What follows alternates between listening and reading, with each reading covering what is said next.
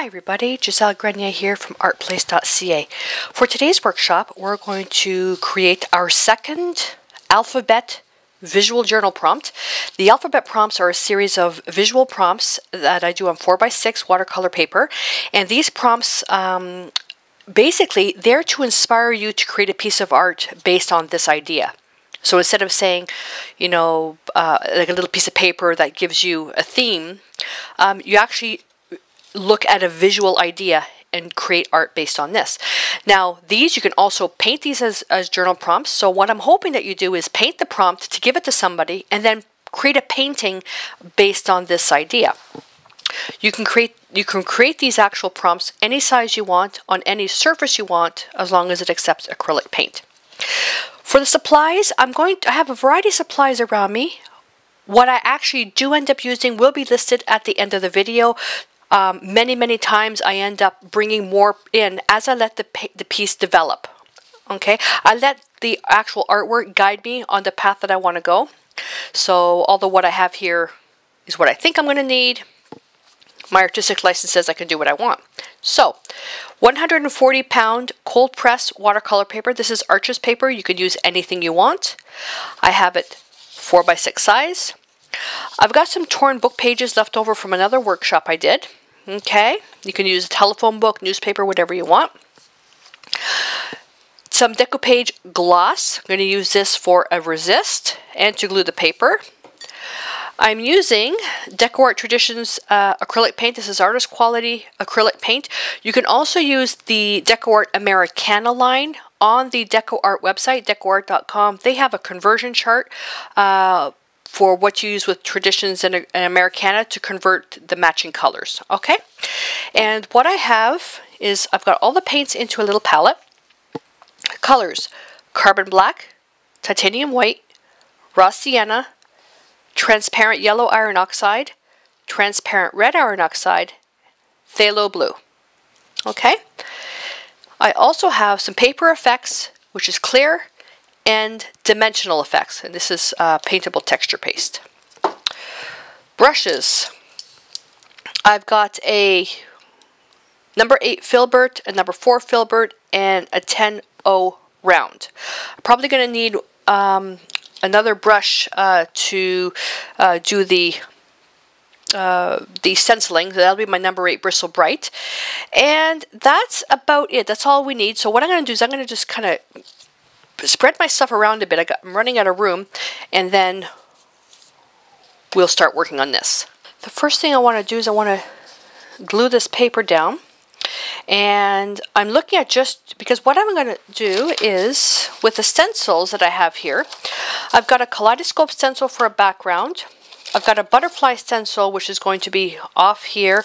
I've got a Finch stencil, and I've got the letter B. This alphabet prompt is the letter B. So what I'm looking at is doing something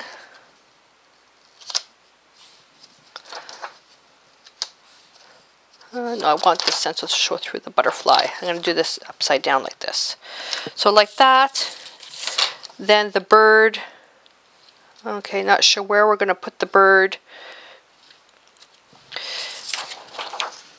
Then the butterfly. The butterfly I'll probably just do maybe the corner here, and then the letter B. Okay, so there's a lot of layering. The project is mega easy to do, but it does take a little bit of drying time. Okay, so the first thing I'm going to do is I want to glue this down, and you can actually go right to the very edge and then cut it with an X-Acto knife if you want, which is probably what I'm going to end up doing. I just want to get a little bit more torn texture in there. Okay, and I'm going to, I already forgot a brush. I'm going to get my grungy old brushes and put some decoupage. And I'm going to just put the decoupage right on here because I don't care if it goes past, because it'll just act as a resist. So just kind of scumble that around. Make sure that I get a good amount right here that it sticks. Okay. This is old book paper. This is about, oh, this is 105 years old, this particular one here. I'm just going to seal that.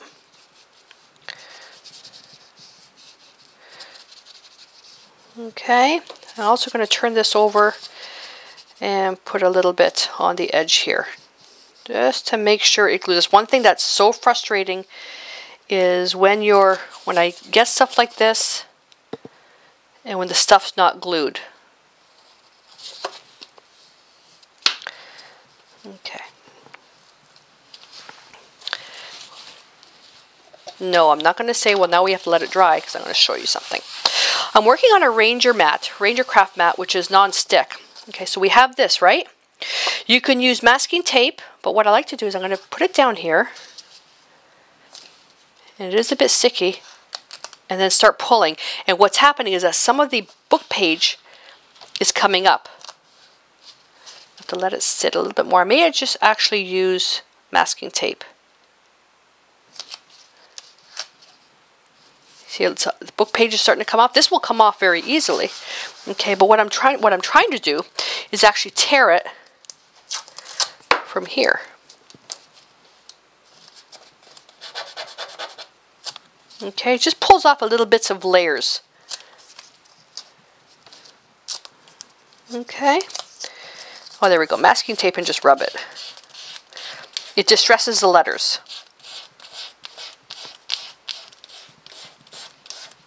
This is perfect.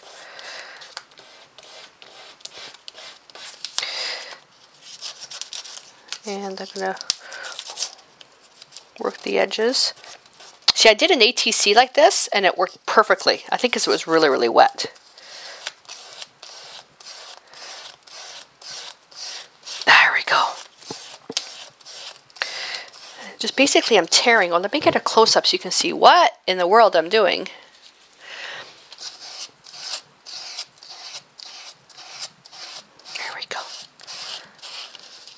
If I did this just on the raw paper, I run the risk of pulling the whole thing up. So when I put the decoupage on there, it doesn't grab everything. There we are, like that. And I probably couldn't do this technique again if I wanted to.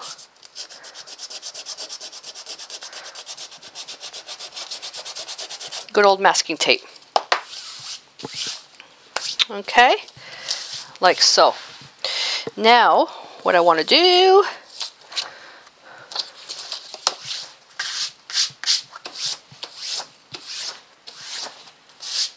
I'm going to put the kaleidoscope stencil on there. Doesn't really matter which way it goes. Okay, it doesn't really matter. I'm going to use my Bristle Bright, my favorite brush. Nope, wrong order. Sorry. Wrong order. Wrong order. Now I have to get another brush. I have to put a wash on the card first. A wash on the card first, because that was an afterthought. Titanium white, raw sienna, just to make an off-white. Keeping in mind that it'll dry much darker. A bit more raw sienna. A bit of water.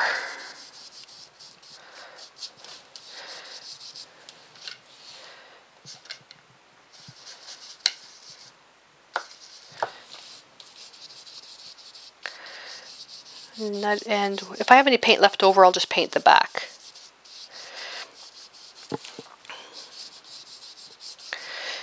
Doesn't matter if you see rough stuff like this, that's fine.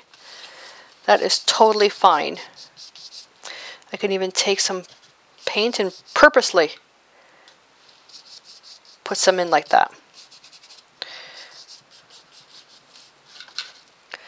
The outside edges are going to be dark. Darker. Okay. And bring some of the a little bit of water, a bit more of the white, and go right over the book paper. Don't cover up all the text though, like that. Okay, now traditionally when I'm painting with this watercolor paper, I end up with the whites of the paper showing through. That's because the paper is cold pressed, very textured. Usually I would use like an acrylic paper, whatever, which is not as porous, but I like this porous paper. So if you happen to be painting this and you get a lot of the paper still showing through, just add another layer of color.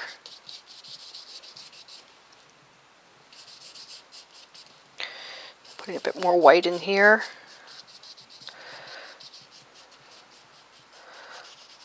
There we go. Like so. Just make sure that you don't cover up all the words.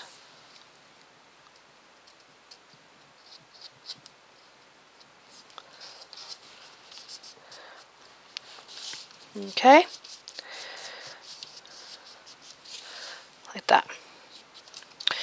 And I'll take the leftover paint and I'll paint the back after. And I'm going to take my heat gun, I'm going to dry this. Typically 12 inches away from the surface. Keep your hand in there once in a while to make sure that it doesn't get too hot. Okay, if your hand is uncomfortable, you're too close.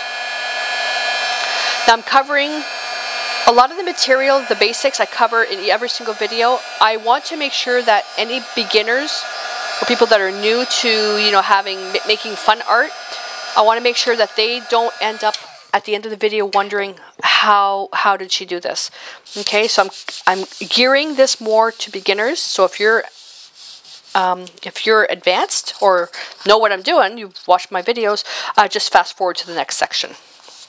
Okay. That's that. Now, let's stencil. Now we can stencil this. And I usually will work with a dry bristle brush. Oh, now transparent red iron oxide, but I blotted it really, really well.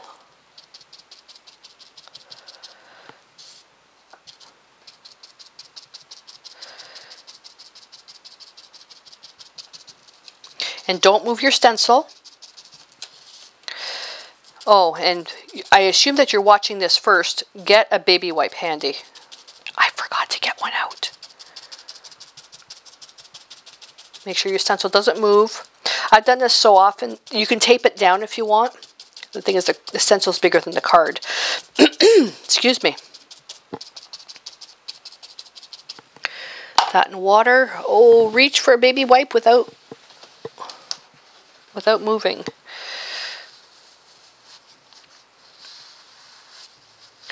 And wipe. What we end up with is a stain.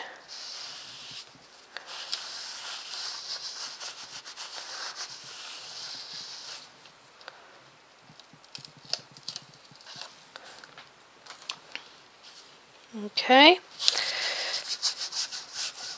Now, if I had a couple of these on the go, I would use the paint that's on the baby wipe and I would just wipe the back of the card, because it gets a really neat effect. What I'm going to show you how to do a dip technique on the back of the card when it's finished. Okay. Dry the heat gun. The journal prompt cards, I do these fairly quickly because the idea in my mind, once it's gone, it won't come back. I base everything on the feeling that I have. Okay. We have to make sure this part's really, really dry though. Okay. Now, I'm going to get that bristle brush again. Now, you know what? Let me try with a fan brush. It has to be dry. White, just white. A little bit of water. Have your paper towel, actually have a baby wipe handy. Paper towel will absorb too much. Okay? Quick, quick, quick. Don't cover the whole thing. Oh, the fan brush works really well for this. Okay. Don't really need to do much with the baby wipe. It's just basically to any hard edges. When I mean a hard edge, that's a hard edge. I want my edges to look like that. Okay?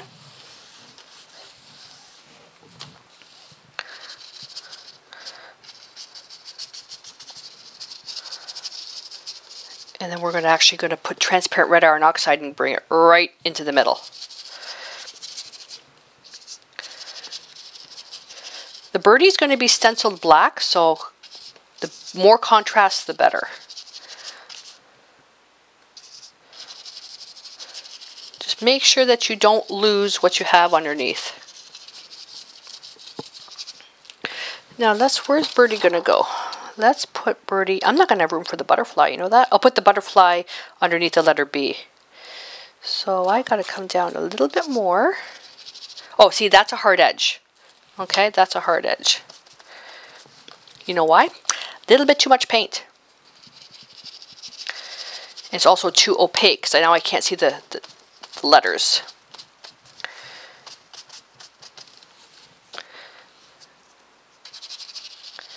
There we go. Okay. Brush in water. Let that dry. Completely dry. And now we're going to do our next layer of stenciling. This is dry now. Now, what I also did is I cut the paper, okay, the book page that was extended. Then I took some Decor texture tools and I just roughed up the side because I ended up cutting a little bit of the actual watercolor paper.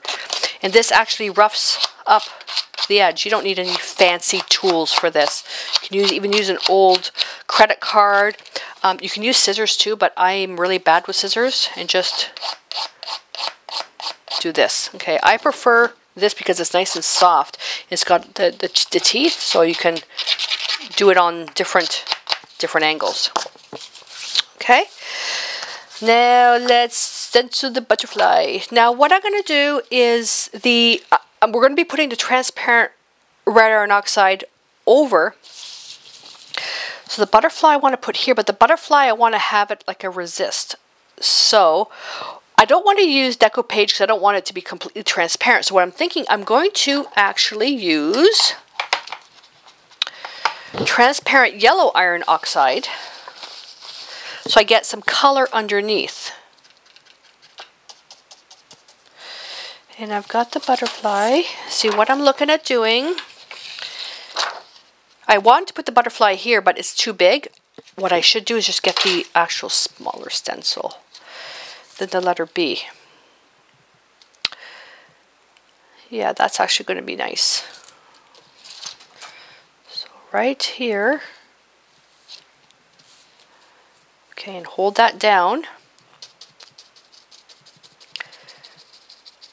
So when the transparent red iron oxide goes over this, it's going to be a different color than everything that goes around because it's going to be a glaze.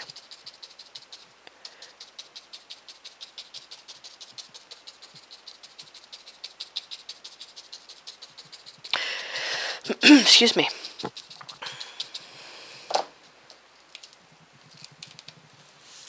Hang on to that. Dry it quickly. You'll know why.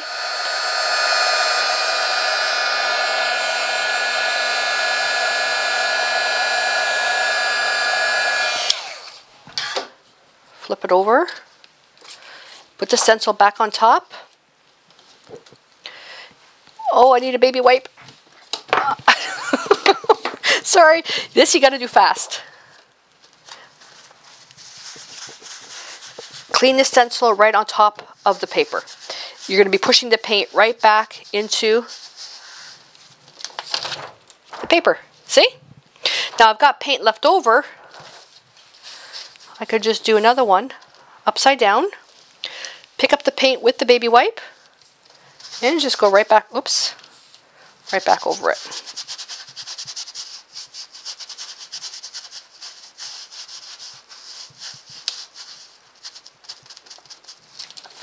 There, nice and rough. Dry that right away. Because I like that hard line that I have there.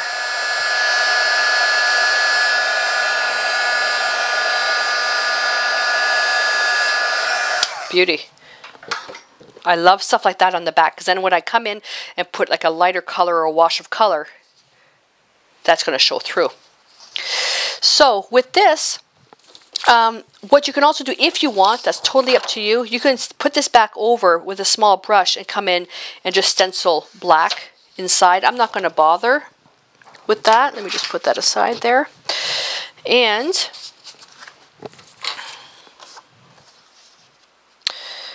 I keep repositioning this to make sure I'm on the right path. But the letter and the bird is going to be the last thing we're going to paint, so that's good. And I'm already looking now, we are not going to need all these brushes.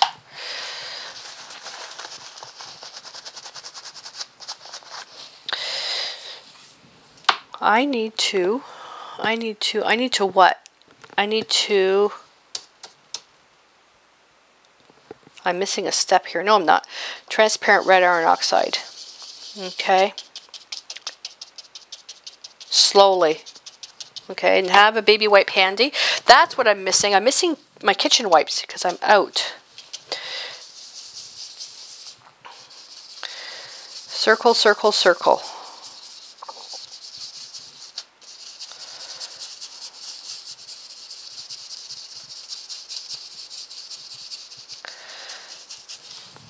Okay.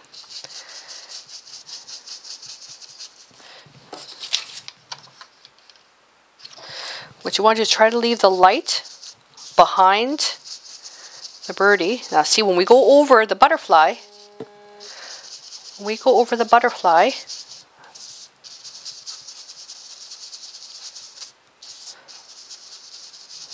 see, it's going to make a darker image.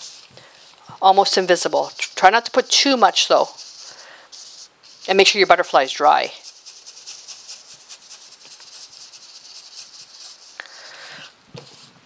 Okay.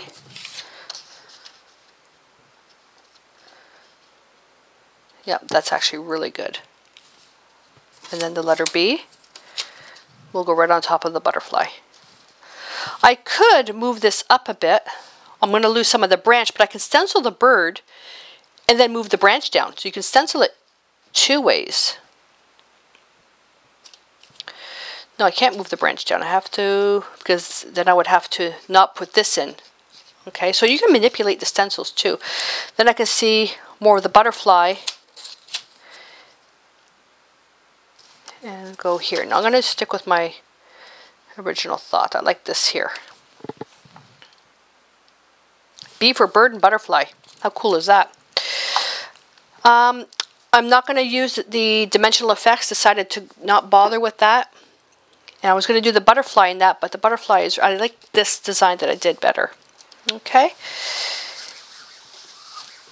See, the piece, and that's what makes your pieces so fresh. You just let the piece guide you. Okay. Now let's dry this, and then we're going to mix up a black to create our stencil of the birdie. Little bit of color mixing here. It's not hard.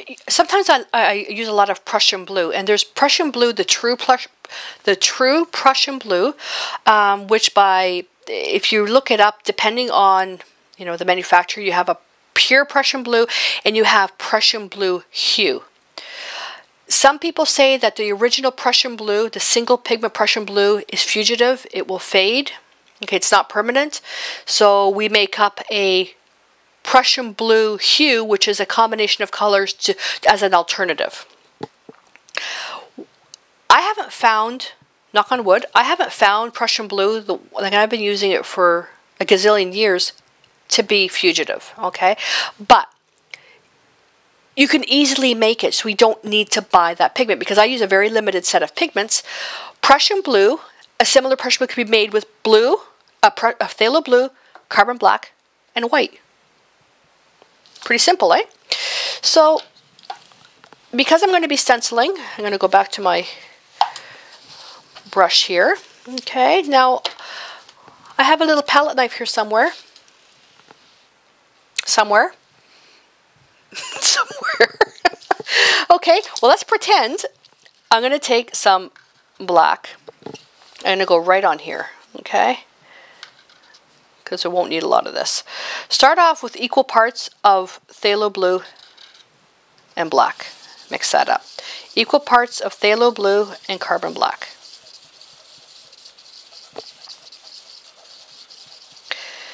It's a very, very dark pigment. Okay, very, very dark mix. And the best way, there, so you can see. There we go. Nice, eh? We can take a little bit of white to that.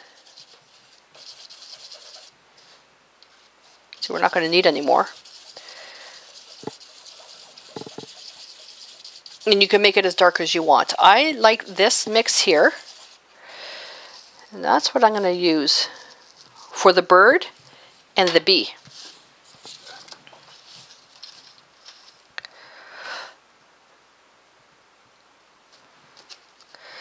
So I'm going to do the stencil in 2 steps. I want to stencil the whole branch.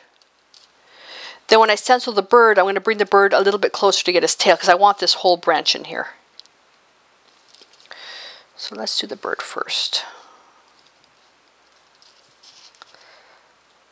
Okay.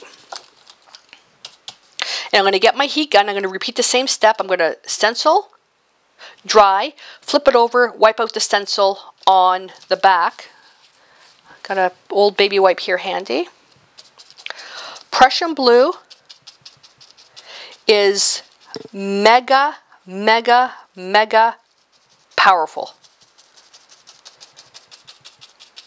So if you get any on your hands or whatever, it's going to be like, whoa, lady, what happened? Okay, lift. Oh, I went underneath. Let's see if I can fix that up. Probably won't be able to, and I probably should just leave it alone. Oh, it does come off. That's because there's some decoupage underneath. There we go. Let's dry this. As I'm pouncing, the paint's going underneath the stencil. That's just me being careless. Okay. Flip it over.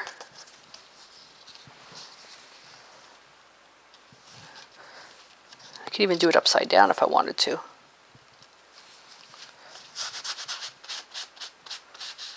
Whoops.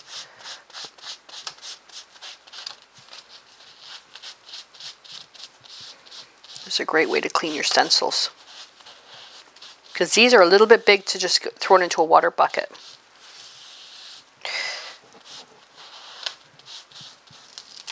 Okay. Quickly dry that.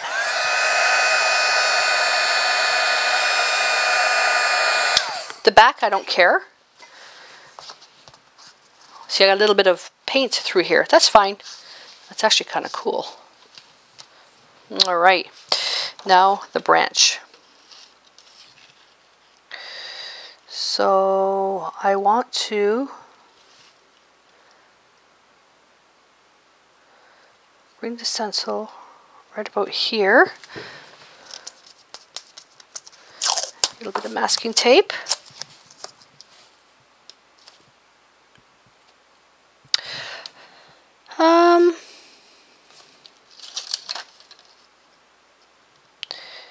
Because it's only one layer, actually I'm going to do it like this, going to go right over the bird, because then I can re-stencil the bird again. I'm thinking maybe with some shiny paint. That might look nice. So this will look like the branch is behind the bird.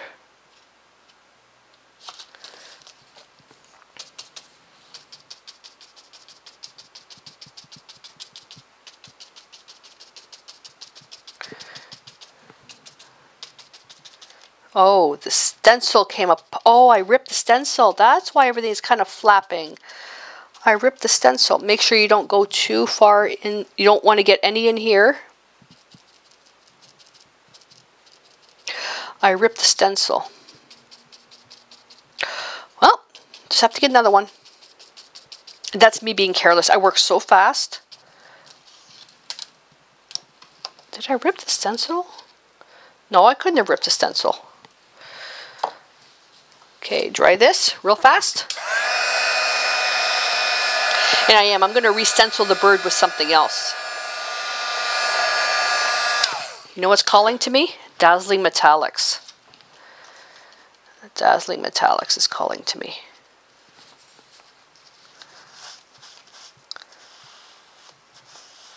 I've used the stencil so many times and I don't remember this being this flappy.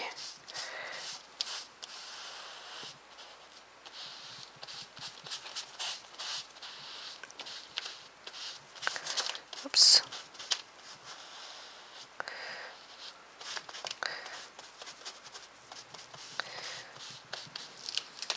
Look how cool that is. Just layers and layers and layers and layers and layers.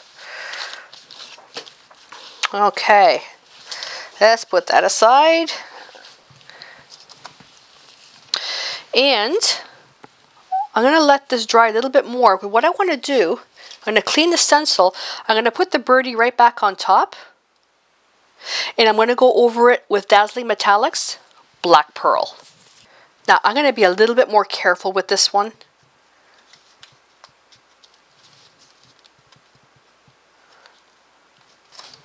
Okay, shake up that.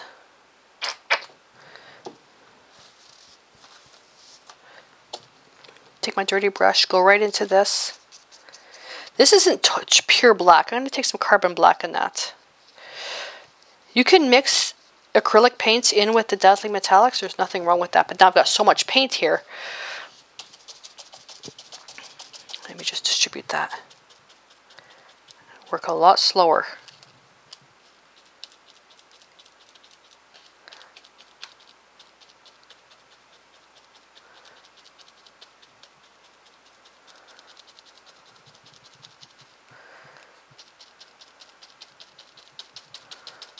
In the middle doesn't matter.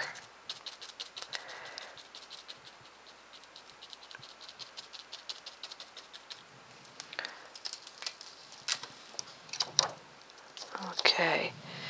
Now this though, I'm not going to use for the back. I'm just going to lay this upside down on top of baby wipe so the paint doesn't have time to dry.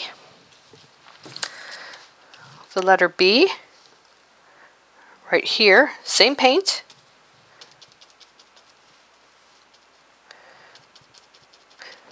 Now these stencils come in a sheet. I actually cut them out so I can use them individually.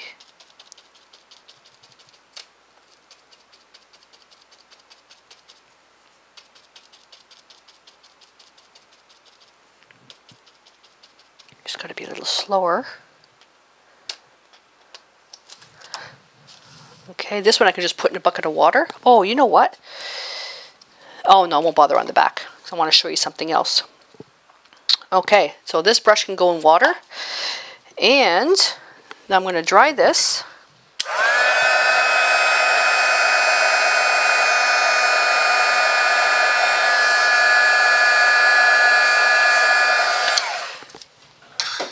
Now with the smaller brushes, little filbert, that black paint, I'm going to take some white.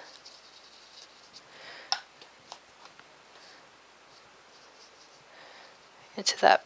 I'm going to take a little Prussian blue there.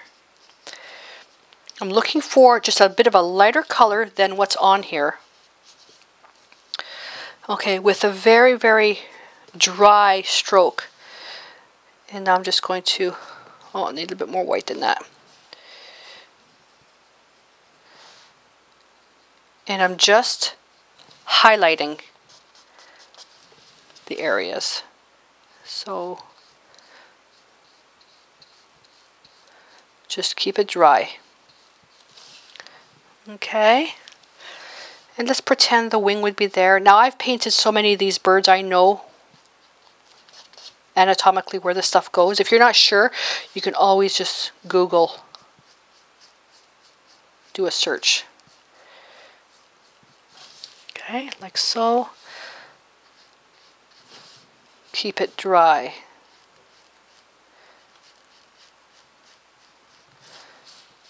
Okay, and here as well.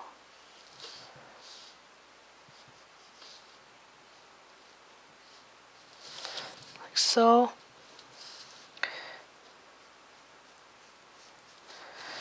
Take a little bit more white because everything dries a little bit darker.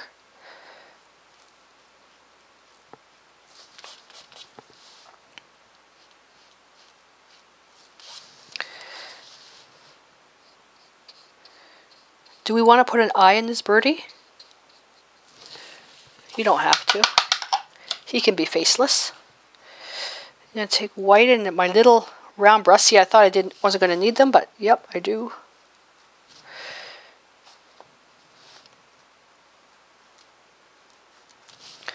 Like so.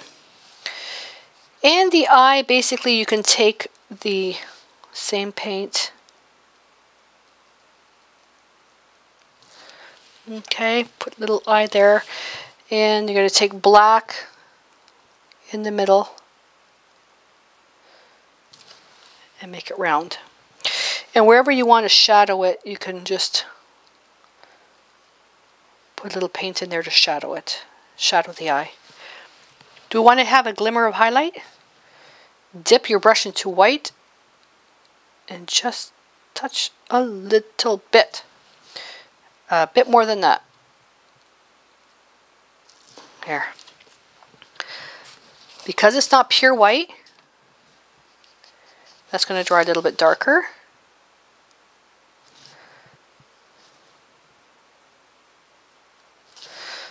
Beautiful. Oh, I love that. Now, how cool is that little card?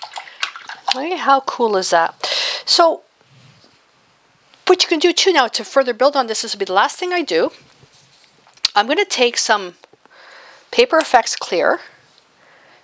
I'm not using the writing tip on this, but I'm going to put a dot on all the buds.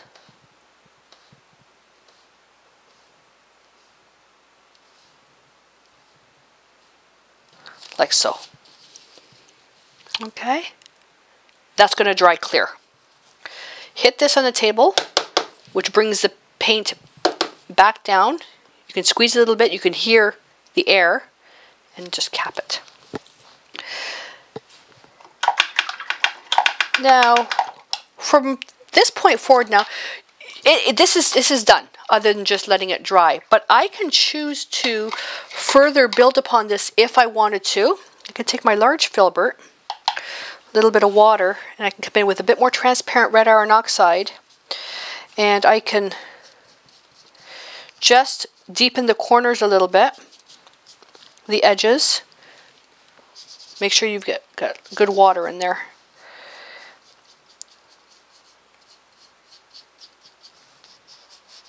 Okay.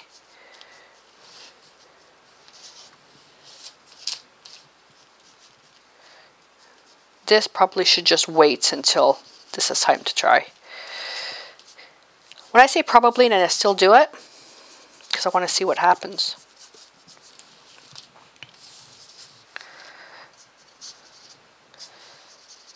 I love the butterfly. I love the butterfly. Beautiful.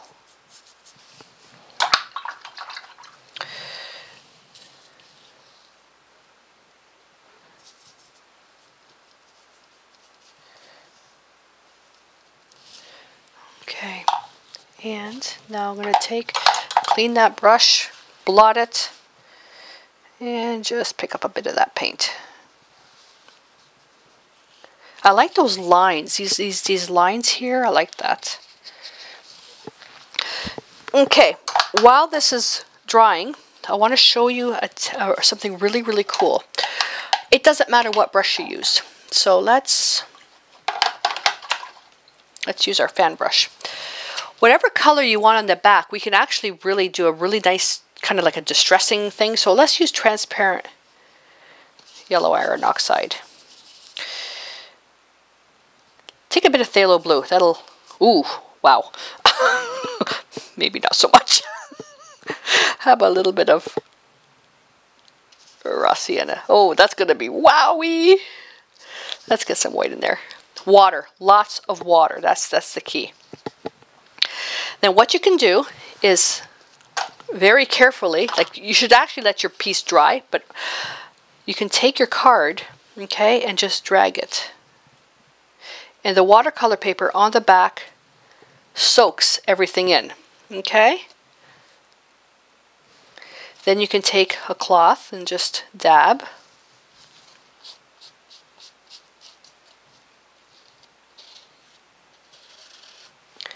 To get these type of effects. Isn't that cool? The green, too much. I'm gonna blot that up. I'm gonna add some more color here. I like it with the yellows. Let's take a little bit of the black here. Okay, let's do this side.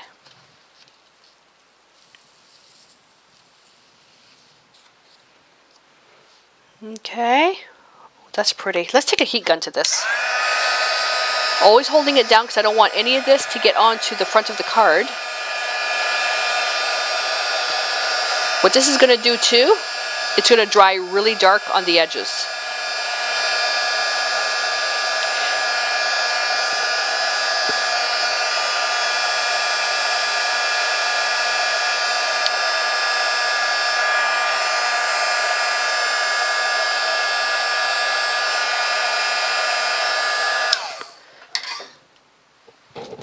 Let's get a paper towel. Oop, a little bit got on the front. That's okay. There we go. Gone. I got my finger in one of the dots. I'll have to fix that. There we go. And I think I want to leave it like that to keep it nice and bright up here. But that's just a way you could just finish up the back. Okay, you don't have to do this. I think it's just kind of cool just to drag paint. Then you can also use a paper towel and just re-stencil. Okay, just kind of finishes that up. Alrighty, so I'm going to put this aside, and then when it's fully dry, we'll come back and take a look at what it looks like. Now, how cute is this? Look at that.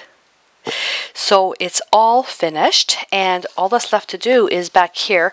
I'll use a white gel pen, and I'll write down my name, blog, email address, and the title of this piece, which is the alphabet prompt and the letter B in quotations, and it's ready to go.